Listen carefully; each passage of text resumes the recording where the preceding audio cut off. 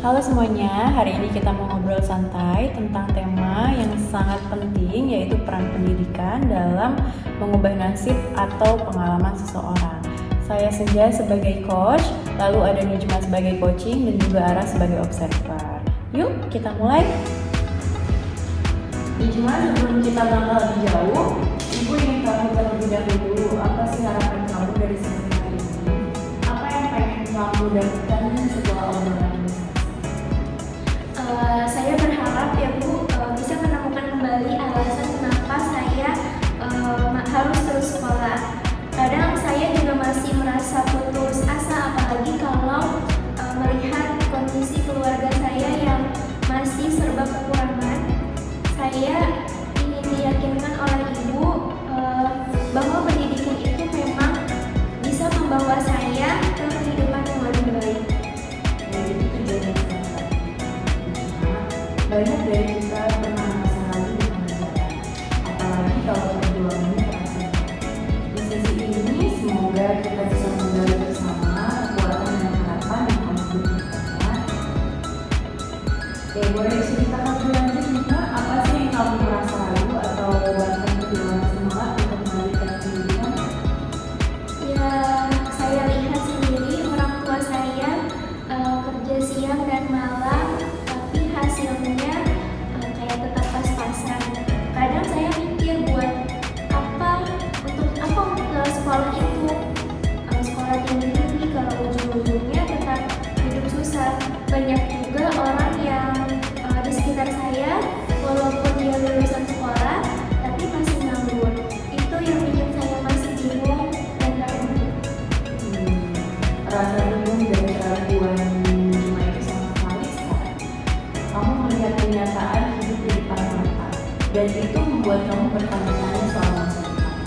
Nah, tapi menurut kamu, orang yang sukses pasti harus langsung berhasil begitu lulus sekolah?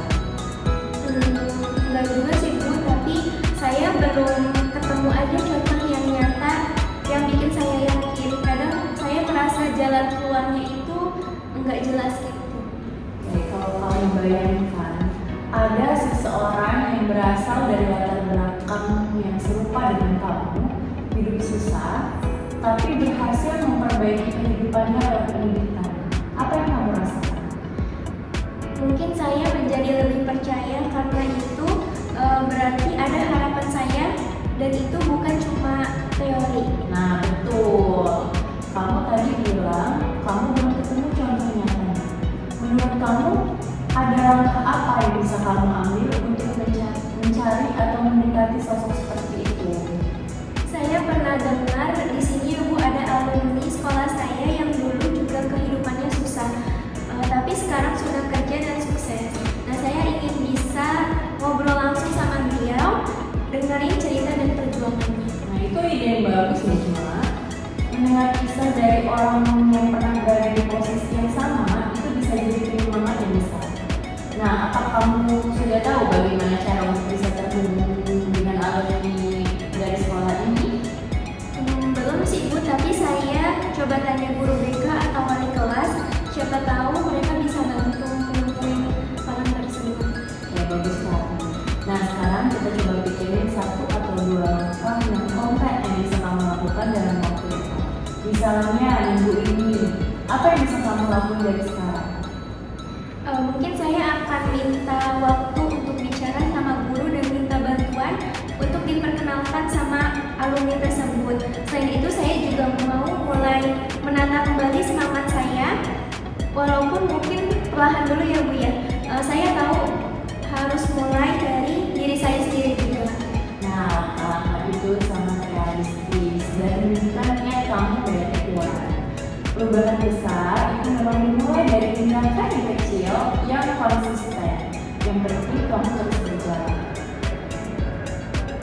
Nah, cuma Ibu benar-benar salut dengan keberanian kamu untuk terbuka dan mau mencari jalan keluar. Gak semua orang bisa seperti itu. Kamu sudah berada di jalur yang tepat untuk membangun masa depan yang lebih baik. Tapi ingat, pendidikan bukan jaminan instan, tapi dia adalah alat yang sangat kuat. Dan kamu punya potensi besar untuk menggunakannya. Wah, terima kasih sekali Bu Senja, kata-kata Ibu menyentuh banget dan membuat saya percaya lagi bahwa saya itu bisa. Kalau suatu saat saya merasa lelah atau ragu lagi, mungkin kata-kata Bu Senja bisa yang selalu saya ingat untuk tidak menyerah. Ingat, kamu tidak sendiri dan kami semua di sini percaya kamu bisa. Kalau suatu saat kamu merasa lelah atau ragu lagi, ingat saja momen ini. Kamu pernah memilih untuk tidak menyerah. Terima kasih untuk keterbukaan hari ini juga.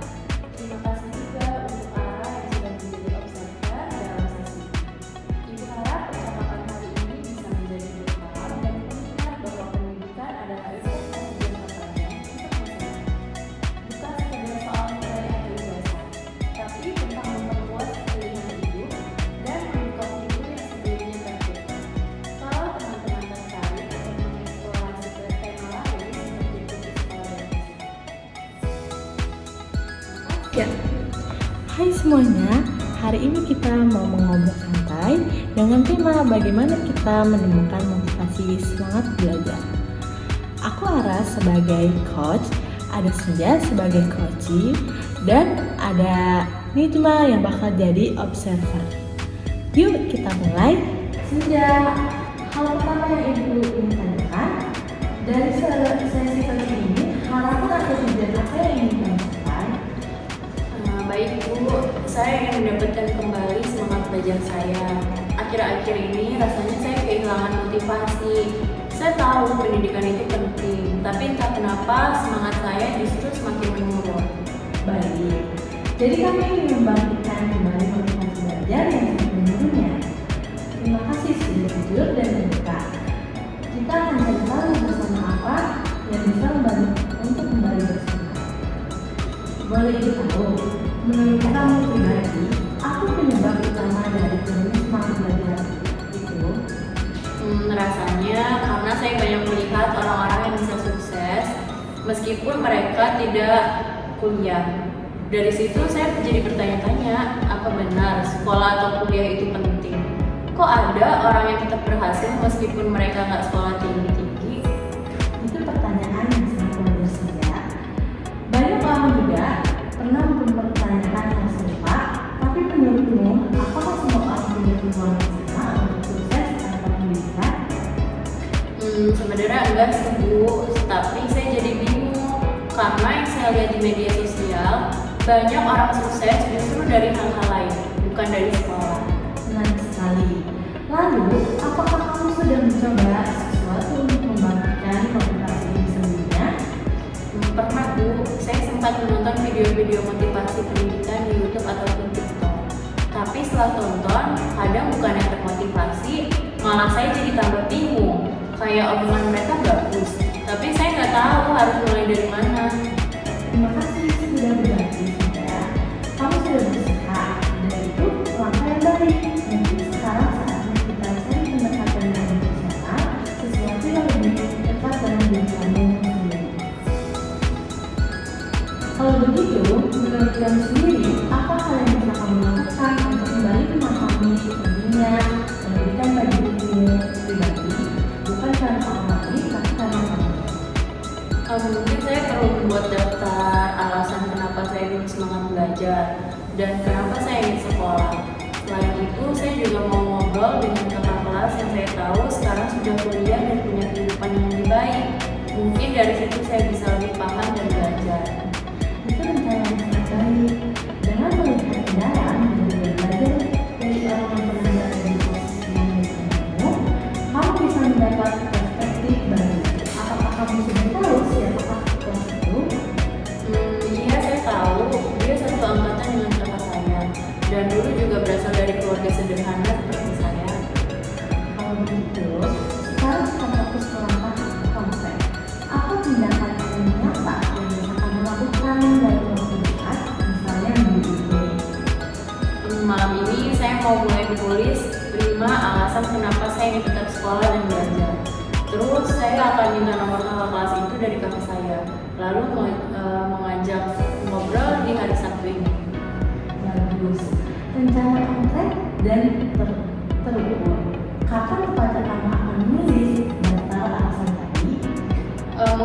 setelah makan malam nanti, saya sengaja luangin waktu malam ini biar bisa fokus.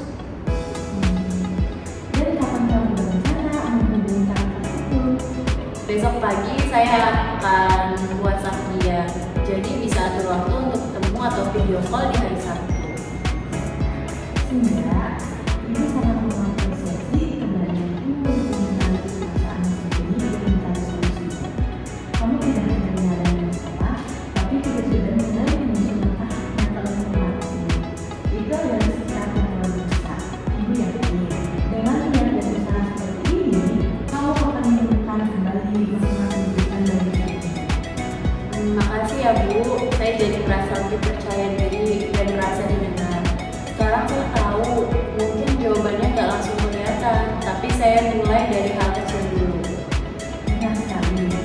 Dan perubahan besar selalu dimulai dari masalah kecil yang konsisten. Hai semuanya, hari ini kita mau ngobrol santai dengan tema pendidikan bukan hanya soal nilai, tapi proses menjadi lebih baik. Saya Nijma sebagai coach, dan ada Ara yang menjadi coachee, dan Senja yang bakal jadi observer. Yuk kita mulai. Baik, sebelum kita masuk lebih dalam, Ibu ingin tahu terlebih dahulu nih Ara, apa yang ingin kamu dapatkan dari sesi coaching kita hari ini?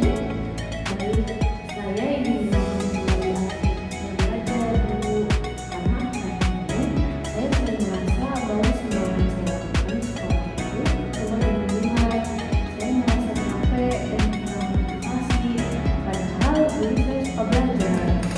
Terima kasih Ara, jadi hari ini kamu ingin mencari kembali makna pendidikan di luar sekedar pencapaian yang tersebut. Betul Bu.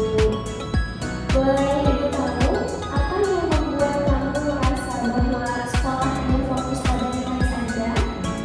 Rasanya karena setiap kali ada ujian atau tugas yang ditanyakan orang-orang selalu dapat nilai berapa atau ranking kamu berapa.